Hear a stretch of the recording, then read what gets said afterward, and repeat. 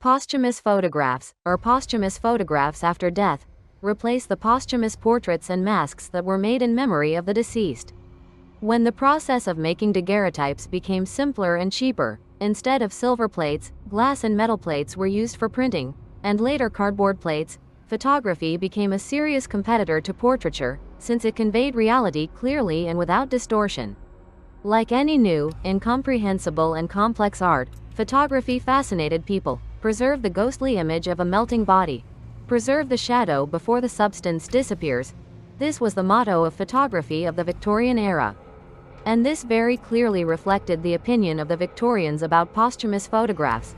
They wanted to capture the face of a dear person in the picture, who would soon turn to dust. This was especially true for children, in whose short lives, perhaps, there was no reason to get into a photo studio. In addition, then the filming process was difficult and tedious. Posing took a lot of time, and not every child could sit still for so long, even on his mother's lap. Early post-mortem photographs were quite simple and consisted of images of wrinkled, skull-like faces, frozen and pale as a shroud. Later, photographers began to approach the task creatively. The bodies were placed in different poses, and the pictures were retouched so that the dead seemed alive. They often appeared surrounded by relatives, children, pets or favorite things, books, weapons, tea sets, embroidered sofa cushions. The deceased children were photographed in the arms of their parents or with toys, dolls, games, teddy bears. Even the dead were often depicted sleeping, which was easiest, or filmed lying in an ornate coffin, in a beautiful shroud, emphasizing that the person had already joined the angels and was no longer experiencing earthly suffering. Posthumous photographs were inserted into the past partu, often lavishly decorated with gold or silver embossing, as well as flowers, curlicues and meaningful poetic epitaphs in Latin. The portraits were presented as souvenirs to the relatives of the deceased. Some posthumous photographs of that time are difficult to distinguish from pictures of living people. The frozen poses and the strange expressions of the eyes on them are exactly the same. Sometimes even the Victorians themselves get confused, but confusion could be a good advertisement for a photographer. For example, Lewis Carroll's famous photograph often ends up in collections with posthumous photographs from the Victorian era with captions like, "Notice how his head was propped up with his hand." In fact, the writer was quite alive at that time. He died much later. Everyone is just confused by his unnatural pose. Under the influence of Romanticism, Victorians perceived death as a solemn transition of the soul from the earthly world to eternity. Of course, special clothes were required for such an occasion. Burying a man naked was indecent, heartless and unchristian. Very rarely, casual clothes were used for this, almost never someone else's. The Victorians were superstitious. Where is the guarantee that after the clothes rot in the ground, their former owner will not start to rot? A shroud is a ceremonial costume of the deceased, and in the Victorian era, the word meant several different types of funeral clothing. In the case of poor or ordinary people, in particular rural residents, it could be a rectangular piece of cloth in which the body was wrapped and previously sewn up, tying the fabric around the neck and ankles. It turned out to be something very similar to a giant corn cob. This is the most old-fashioned and cheapest option. In the 18th century, a parliamentary act, on burial in wool, appeared, prescribing that everyone except beggars and plague victims be buried in wool shrouds. Thus, the country's wool industry was supported. At the beginning of the 19th century, this law was repealed. The second type of shroud is something like a nightgown decorated with lace and embroidery. Remember Lucy's outfit from the 1992 film Dracula? Such a shroud, sewn from cheap fabric with paper frills, was widely available, but did not look very good. Therefore, women often sewed them for themselves so that they would not be ashamed to lie in a coffin in front of a respectable audience. It was customary to embroider a beautiful shroud for one's own dowry. The third type of funeral attire is a specific costume, beautiful and elegant in front, but without a back, so that it is easier to put on a frozen body. The edges of such a suit were tucked under the body, creating the illusion of real clothes. Articles about women's funeral styles were published in fashion magazines. Descriptions of exquisite lace shrouds were no different from descriptions of wedding or tea dresses, informal clothes like negligées that a woman could wear to a home meeting with her closest friends or to seduce her beloved husband. It seemed that even after death, a woman had to seduce someone, even death itself. In the British tradition, this essence is male. shoes were considered an important part of the funeral costume. They simplified the thorny path to paradise for the deceased. These shoes were made of cardboard. It was impossible to walk down the street in them, but they looked great. A special lacing was made at the back to make it easier for the deceased to put on shoes. In the works of Romantic poets and pre-Raphaelite artists, the image of death often appears and is shrouded in a romantic flair. For example, Alfred Tennyson's poem, The Witch of Shalotts, and John William Waterhouse's painting, The Lady of Shalotts, are dedicated to a girl who dies from a mysterious curse that forced her to sit in a tower and weave a tapestry. In Tennyson's poem, Mariana, illustrated by John Everett Millay, the girl falls into melancholy and, longing for her lover, dreams of death. Another example is perhaps the most famous of the paintings by pre-Raphaelite artists, The Death of Ophelia by Millet, as well as the slightly less famous Ophelia by Waterhouse, or William Hunt's painting, Isabella and the Basil Pot, based on a poem by Keats. This story, borrowed from Boccaccio's Decameron, tells of a grieving girl. Her lover Lorenzo was killed by her brothers, who wanted to hide the fact that Isabella had an extramarital affair with someone. Lorenzo appeared to Isabella in a dream and told her where his body was. Isabella dug up her lover's head and put it in a pot with a basil bush. She cried over the pot for several days in a row until her brothers took it away. After that, Isabella died of grief. The plot is romantic, but still has a dark flavor, which is quite consistent with the spirit of the era. Victorians preferred to have the most lavish and pompous funerals. This emphasized the status of the family. Rural residents and the poor of the working class engaged in self-organization. Often there was not enough money for an unexpected funeral. It was necessary to quickly earn the necessary amount, and all this time the body of the deceased was kept in the same house as the living, sometimes even in the same room. Those who could afford it turned to funeral homes. Everything was provided in such establishments: a shroud and shoes, a coffin and a blanket for him, a hearse, funeral carriages pulled by horses with plumes of black ostrich feathers, mourning cloaks with deep hoods, scarves, gloves, veils and armbands for the participants of the procession, as well as professional mourners in appropriate clothes. In the same offices, it was possible to rent clothes for each period of mourning. Everything depends solely on the client's ability to pay. The funeral procession ended at the cemetery. The type of cemeteries familiar to all of us, a large fenced area, smooth rows of tombstones with names, surnames and dates, alleys, beautiful crypts and a lot of greenery, was formed in the 19th century, although it has been known since ancient times. In the period from about the 5th to the 18th century, cemeteries had nothing in common with modern ones. They were located in churchyards, large, rectangular, surrounded by thick stone walls. Hence one of the English names of the cemetery, churchyard. But in fact, the cemetery began in the church itself, or rather, under it. The most honorable places for burial were considered under the slabs around the altar, a little simpler, next to the statue of the Virgin, under the crucifixion or next to the relics of saints, if they were kept in the church. The further away from the main shrines, the less expensive and honorable the place was considered. The furthest away, at the very cemetery wall, were the mass graves, for the poor, huge, almost bottomless pits that could hold up to 1,500 bodies. Such mass graves became common during plague epidemics and were practiced against the common people until the end of the 18th century. Usually 2 graves were dug at once, and one of them was not buried, but only covered with a heavy iron grate. They were kept ready for burial. The practice of double burials helped save space when decomposed remains were removed from the grave and a fresh deceased was placed there. This operation could be repeated dozens of times. Since about the 5th century, inscriptions on tombstones and portraits have disappeared altogether, and graves have become nameless. In the Middle Ages, in the Christian West, only the graves of the rich, the nobility and the ruling elite were signed. In other cases, when bodies were piled on top of each other, constantly dug up and shifted, it was simply pointless to specify names. By the second half of the 18th century, there was a question of moving cemeteries outside the city walls. Firstly, the air in churches and cemeteries has become really dangerous and has provoked many diseases. Secondly, according to religious canons, burials in the church were prohibited. It was supposed to be a holy place full of light and fresh air. In addition, around this time, the idea appeared that the dead could harm people at the will of the devil. and it became necessary to distinguish between the world of the living and the world of the dead. Since the 1780s, cemeteries at churches have begun to close.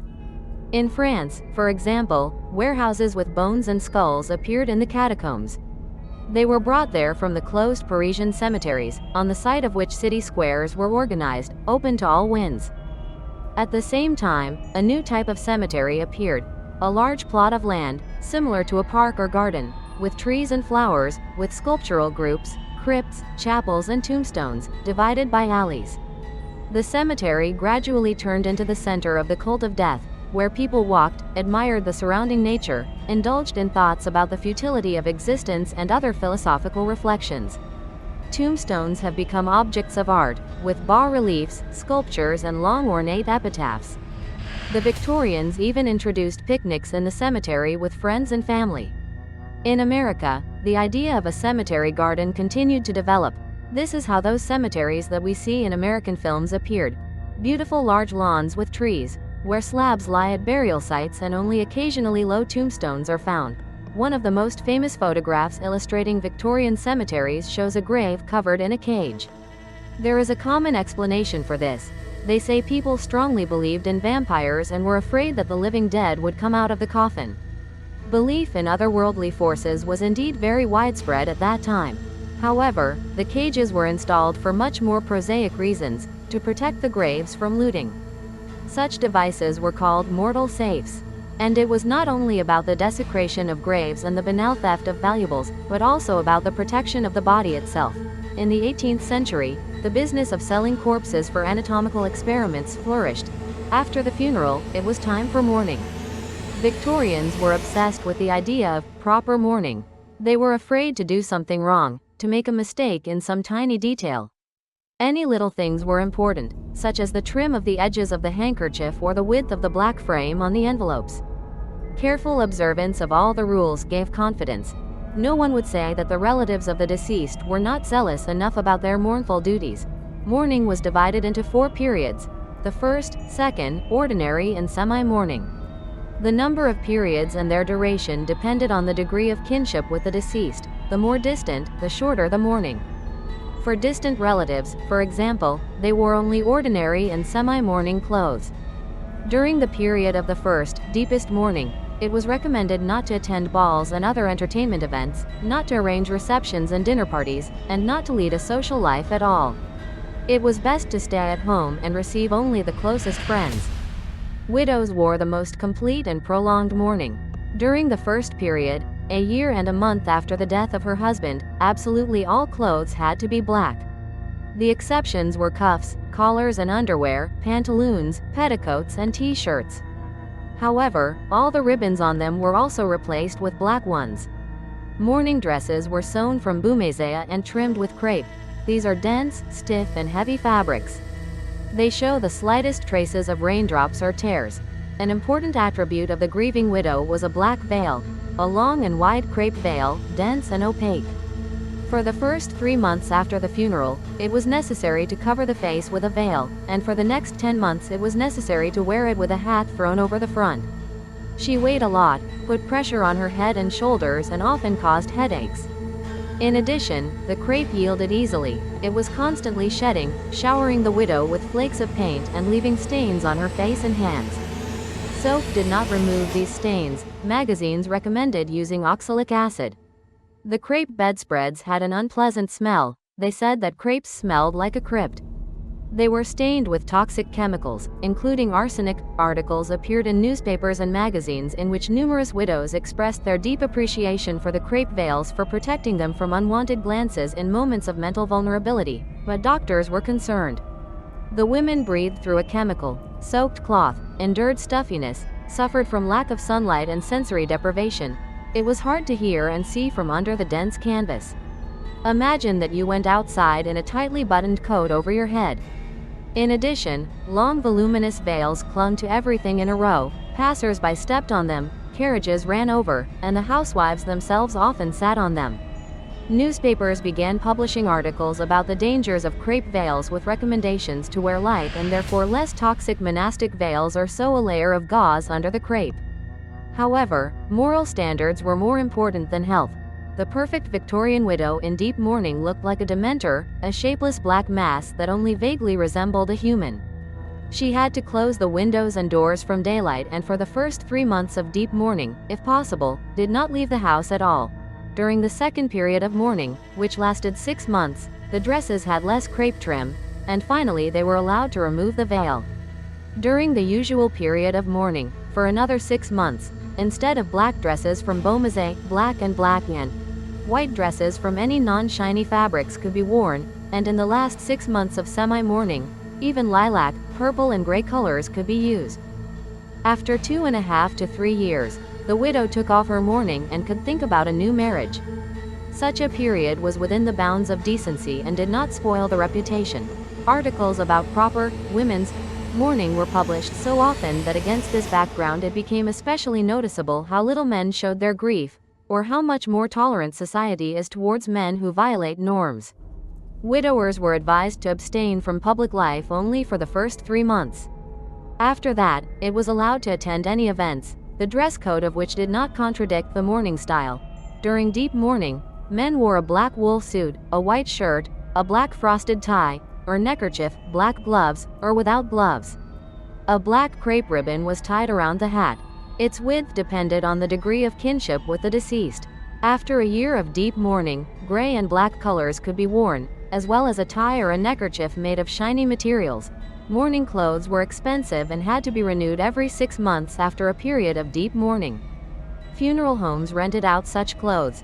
It turned out to be much cheaper, but not everyone could afford it either. At the end of mourning, impractical crepe dresses were repaired, updated and put in chests, in case they would be useful again.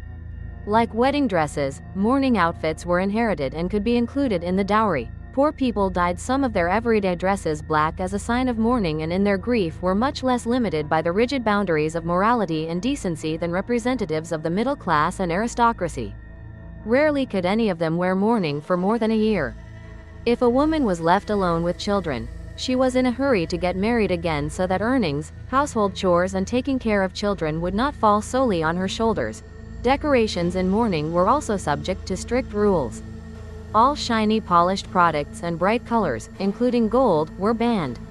In deep mourning, only jet black amber, treated to a matte sheen, was worn. Black amber is rare, now such jewelry is expensive. In ordinary mourning, it was allowed to wear pearls symbolizing tears, jewelry with black and white surfaces and silver. Especially during mourning, and after it, too, sentimental jewelry was appreciated, with a portrait of the deceased, his hair or a tooth. The tradition of making hair ornaments was formed in England at the end of the 18th century. Soldiers who went to war left a lock of hair at home, which their relatives and friends put in their body medallions. If a soldier died, the lock was placed in a special medallion decorated with pearls and engraved initials and the inscription, "In memory." This custom has spread. Curls of deceased parents, children and spouses began to be placed in commemorative medallions with intricate engravings and meaningful phrases. Later, decorative details for bracelets and necklaces, earrings, brooches, belts, rings, tie pins and cufflinks were woven from hair. Often such decorations were created during his lifetime. For example, Queen Victoria, as a child, gave a sentimental bracelet made from her own hair to a nanny whom she loved very much. After the death of the owner of the hair, such an ornament became mourning. Queen Victoria also introduced the fashion for jewelry with teeth. When her firstborn, Princess Victoria, lost her first baby tooth, the Queen was so touched that she ordered the tooth to be set in gold. This is how the famous brooch in the form of a thistle with a baby tooth of a princess instead of a flower appeared. This trend soon broke out of the narrow circle of confidants and quickly spread among Victorian moms.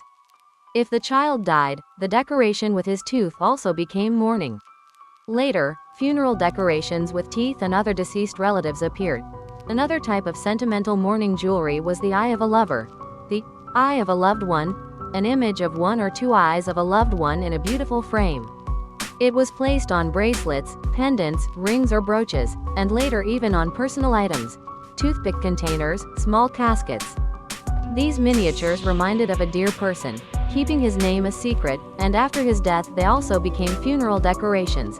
The same role was performed by lacrimaria, or lacrimatoria, tiny glass or ceramic bottles into which tears shed for the deceased were collected at funerals.